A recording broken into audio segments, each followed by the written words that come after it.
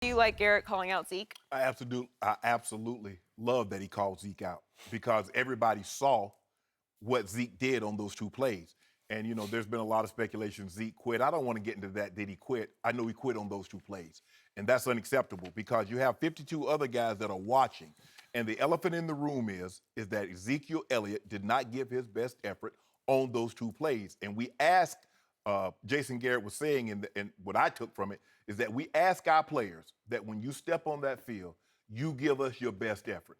Whether you're on the offensive side of the football and you turn it over, you become a defender. Now, what's to say that when Dak makes him cut back, the game is over, Skip? Let's not say that cost him the game. Let's just say, for the sake of argument, Dak, which Dak did, made him cut back. Zeke's hustling. Guess who gets to make the tackle from the back? Ezekiel.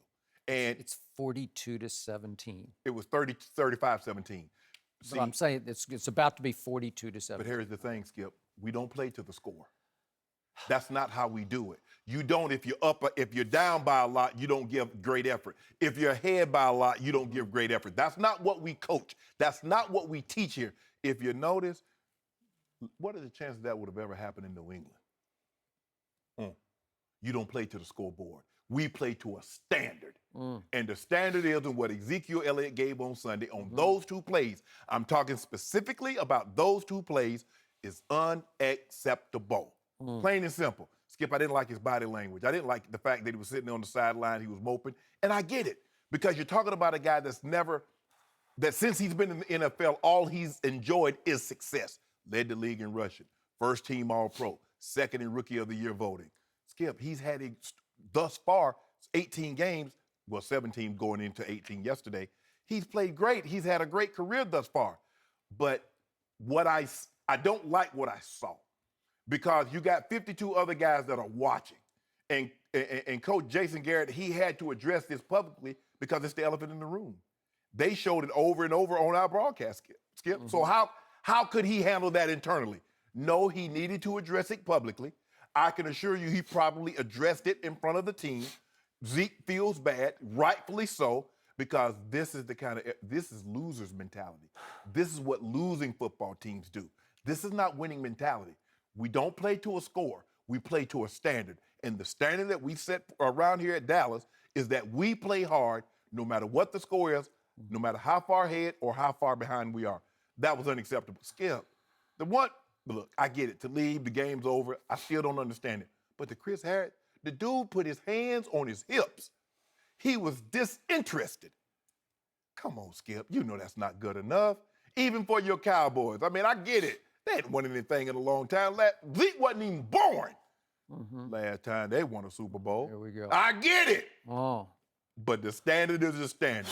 And we play to it regardless of what the score says. Well, according to you, there is no standard because there hadn't been a Super Bowl since 1995 season. What Jason is trying to establish is that we play hard regardless of the score. You know, Jason's had a lot of 8-8 standards in his Step. I'm serious, he has. Address the Zeke. Stop. It ain't about Jason Garrett. Well, this is about Jason Garrett. And I did not love it that he took Zeke to the public woodshed, because I do not think Ezekiel Elliott deserves it, especially at this point in his career when he's under so much public fire after he got branded a domestic abuser. And he's now trying to, quote unquote, beat the rap in court for his 6-game suspension. Kid's under a lot of heat, man. And it's just like we're going to talk about what happened with the Giants game. After the Giants game, Ben McAdoo criticized his quarterback, Eli Manning. You do it behind closed doors. If you want to have a talk with Zeke behind closed doors, that's fine.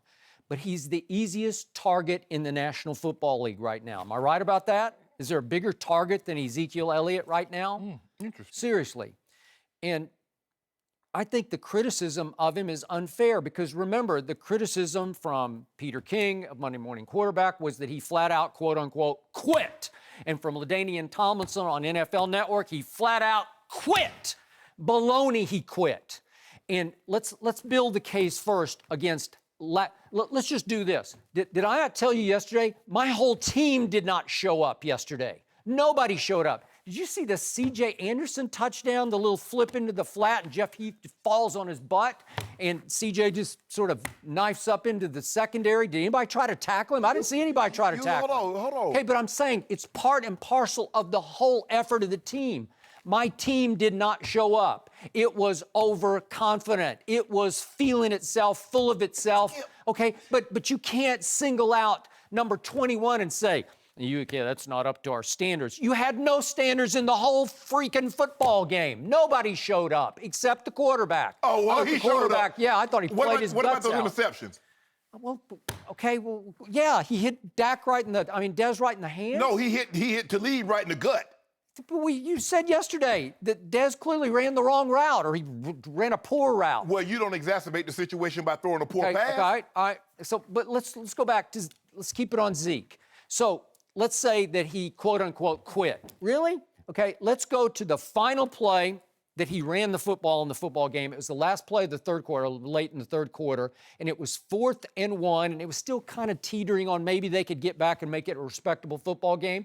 Can we see this play? It's 4th and 1. You telling me he didn't run hard there? That's as hard as he ran in any play last year, and he quit in the game? Are you kidding me? No, he's not. No. Okay, well, that's the big picture view of Zeke's game. Well, not you. I just said who. 2 plays, and that's what Jason Garrett said. Jason Garrett said, let's keep this to 2 plays. Okay, all right. Well, I want to show that he didn't quit. So let's take the first play. Let's take that was the 4th and 1 play. Okay, let's go to the middle of the second quarter. This is the more egregious one, but it's a perfect pass into the hands of your best receiver, quote unquote. Dez Bryant making $100 million, hits him right in the hands, and guess who's running a downfield route the other way? 21 is running a downfield route, which is, wouldn't you say, pretty rare?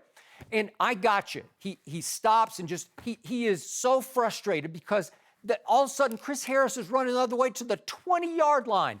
Could Zeke have pivoted and caught him? I doubt it. And so he's that's a high issue. Okay, he's a high IQ player. I told you that's the egregious one because he just stops and puts his hands on his hips.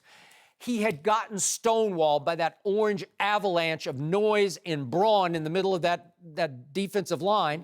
And it's the first time in his life he got punched in the mouth. You can go from Pop Warner to high school to college at Ohio State. That had never happened to him. 9 carries, 8 yards, and he just turned in July 22. On July 22nd, he turned 22 years of age. So is it a teaching moment where he's just like, oh my God, because do you think they went in there thinking they were going to lose? They thought they were going to win by 3 touchdowns. That was their body language before the game. That was your thinking too. Well, it was not my thinking. All week long, I told you I was scared to death of this game, and I should have picked it the other way because I went against my better judgment. Yeah, why were you scared? Okay. But you picked him. You weren't too scared. I just told you, and we're going to talk about Trevor Siemian. I just couldn't pick Trevor Siemian over Dak Prescott. It just boiled down to me, and we'll talk about that in a minute. But the point is, that's the egregious one. But don't throw in the last play of the game because could we see the interception return by Talib? Because Zeke on this play has got blitz pickup, and he rocks the guy. Can you see what he just did? He went and cut down the blitzing linebacker. He cut him down. Did he quit on that play? Can I ask you a question? Did he quit? Watch Travis Frederick.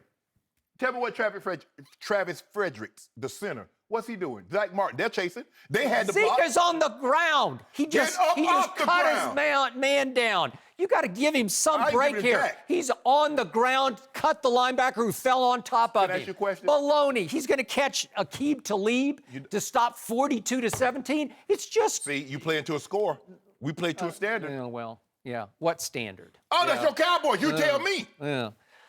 You know what? It's just completely out of bounds, to say quit, and then LaDainian said, well, he had bad body language on the sideline. Have you heard me one time say he's a leader of this football team? Because he is not a leader of this team. Dak Prescott is the leader. Zeke is just a follower. But have you heard one complaint about him practicing hard?